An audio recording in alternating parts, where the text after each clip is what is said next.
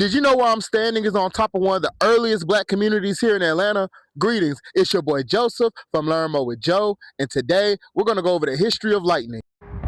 What is now the Sports, Entertainment, and Convention, or SEC district for short, was once home to the community of Lightning. Lightning was a historically African American neighborhood here in the city of Atlanta that was home to working class black people, and it dated to the early 1900s.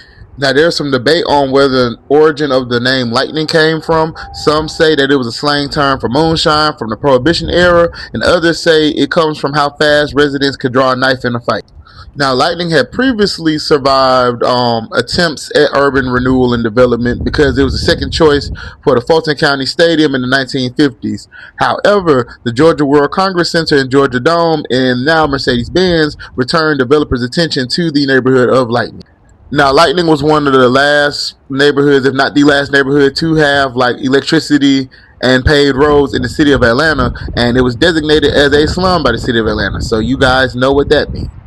In the early 1970s, the neighborhood started to struggle and people started moving away. Now, the city of Atlanta started conspiring with landlords to remove renters, majority African American, who refused to move. Some were sold their houses for far below market value. Others were threatened with eminent domain.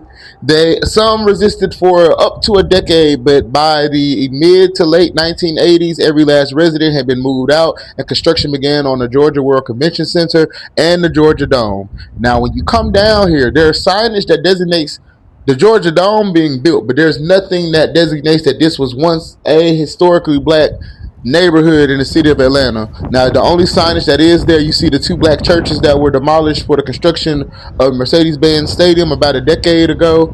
That's really the only signage at all that there was anything historically black over here, but there's nothing that dedicates the city of Lightning that this where this was. So the whole point of my TikTok is to not only bring awareness for the few residents that are still here, but also to ask the question, why is progress always made to the detriment of black people and our homes? Until next time.